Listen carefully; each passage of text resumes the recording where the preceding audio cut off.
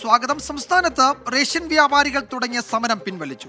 ഭക്ഷ്യമന്ത്രി GR അനിലുമായി നടത്തിയ ചർച്ചയെ തുടർന്നാണ് സമരത്തിൽ നിന്ന് പിന്മാറിയത്. വേതന പരിഷ്കരണം മാർച്ചിൽ ചർച്ച ചെയ്ത് പരിഗണിക്കാം എന്ന് മന്ത്രി വ്യാപാരികൾക്ക് ഉറപ്പ് നൽകി. കമ്മീഷൻ തുക 15-ാം തീയതിക്കകം നൽകുമെന്ന് മന്ത്രി വ്യാപാരികളെ അറിയിച്ചു. സമരം പിൻവലിച്ചില്ലെങ്കിൽ ലൈസൻസ് റദ്ദാക്കുന്നതടക്കമുള്ള കടുത്ത നടപടികളിലേക്ക് പോകുമെന്ന സർക്കാർ മുന്നറിയിപ്പ് അവഗണിച്ചാണ് റേഷൻ വ്യാപാരികൾ സമരത്തിനിറങ്ങിയത്. 1000-ഓളം വരുന്ന വ്യാപാരികൾ പ്രതിഷേധവുമായി സെക്രട്ടേറിയറ്റിന് മുന്നിലെത്തി.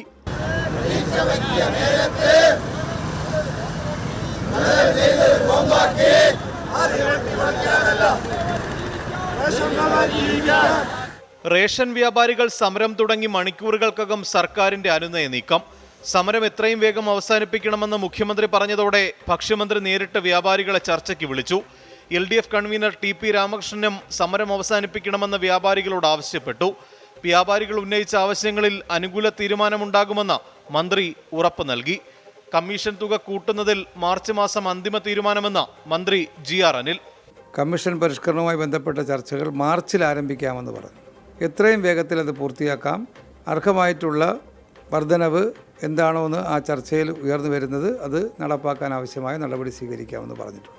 ചർച്ചയിൽ സംതൃപ്തരെന്ന ചർച്ചയ്ക്ക് ശേഷം സമരസമിതി നേതാക്കൾ പ്രതികരിച്ചു. ദീർഘനേരം ഞങ്ങൾ സംസാരിച്ചു.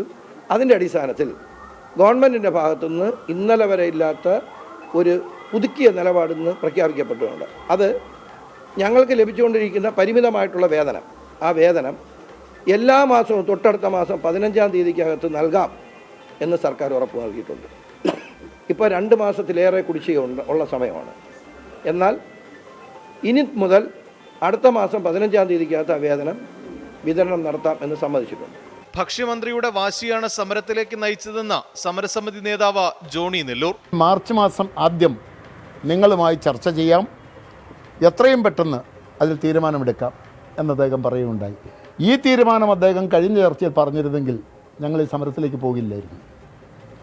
ഇന്ന് അദ്ദേഹം ഈ നിലപാട് മാറ്റുവാൻ പ്രേരിപ്പിച്ചത് ബഹുമാനപ്പെട്ട മുഖ്യമന്ത്രിയാണ്. സമരത്തിന് പിന്തുണ അറിയിച്ച 5 സംഘടനകളുടെയും റേഷൻ വ്യാപാരികൾ കടകൾ പൂർണ്ണമായും അടച്ചിട്ടു. 14,000-ഓളം റേഷൻ കടകളിൽ 200-ൽ താഴെ കടകൾ മാത്രമാണ് ഇന്ന് തുറന്ന് പ്രവർത്തിച്ചത്.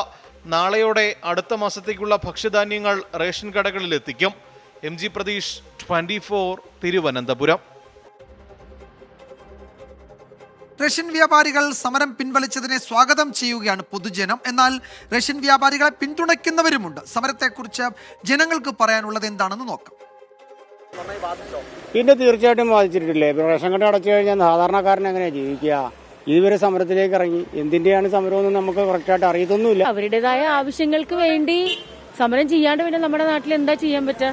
ബാധിച്ചുകൊണ്ട് സാധനം കിട്ടിയില്ലെങ്കിൽ സംഭവിക്കൂല.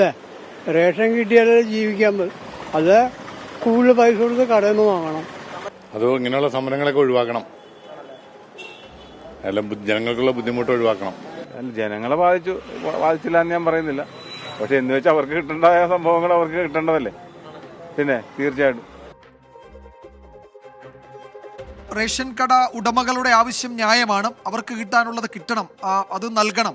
എന്നാൽ അനാവശ്യമായ സമരങ്ങൾ പാടില്ല. അങ്ങനെ വ്യത്യസ്ത അഭിപ്രായങ്ങൾ ഈ വിഷയത്തിലൊക്കെ ഉണ്ടാകുന്നുണ്ട്. അപ്പോൾ എന്തായാലും അപ്പോൾ ഈ വിഷയത്തിലും റേഷൻ കട ഉടമകളുടെ സമരം അത് വേഗത്തിൽ പരിഹരിക്കപ്പെട്ടതിൽ ആശ്വാസമുണ്ട്.